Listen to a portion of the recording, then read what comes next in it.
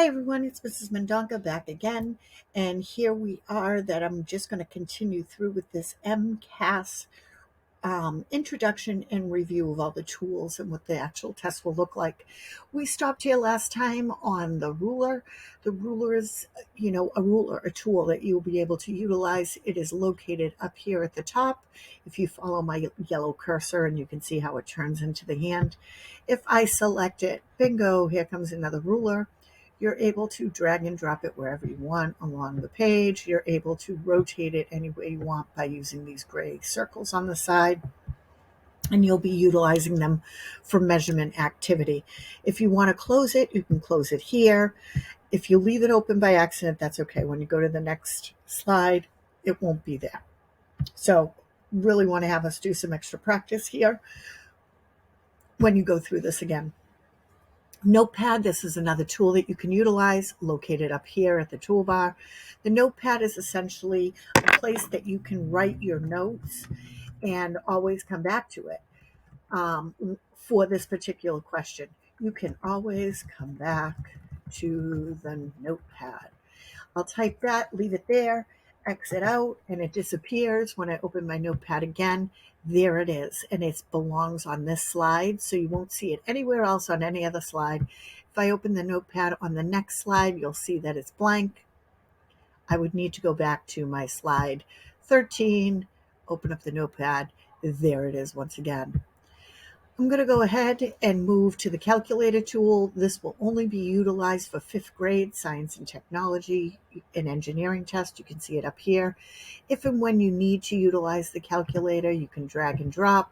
You can add, multiply, subtract, and divide, whatever you need to do, and you will practice that function if you are a 5th grader going forward. The next one, this is just drag and dropping the calculator. You can try that next time. Answer Eliminator. This is a really interesting tool. I'm not sure how I feel about it, but let me show you what it does. Say you do your reading, you have your questions here, and you want to mark off the ones that you know are absolutely wrong. So I know that this one isn't correct. I also know that this one isn't correct, and now I'm between these two. Well, I've eliminated this one as well. What I do need to remember is I don't want to cross that out. I'm not eliminating the answer. I need to keep that. So I come back up to the pointer. I click on the multiple choice question, and now I am done. Any questions that you have about these toolbars during the test, you can always ask whatever teacher is there proctoring it, and you can ask them any technology questions. Our next tool is the highlighting tool. This could be super important for some of you. You can take your cursor, you see my yellow cursor here. All I do is drag it, and I can highlight and change the color of my highlight, and it will stay there.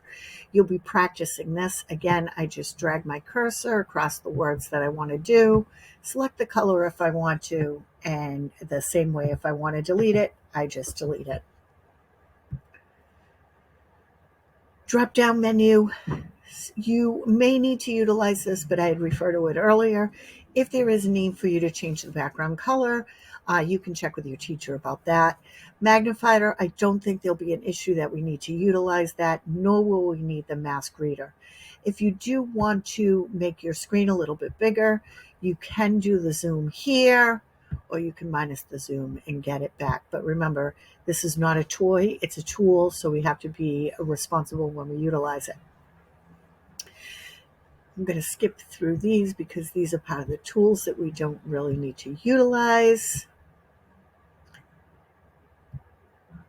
And text-to-speech. If you are utilizing text-to-speech, your teacher will let you know and practice with you regarding that.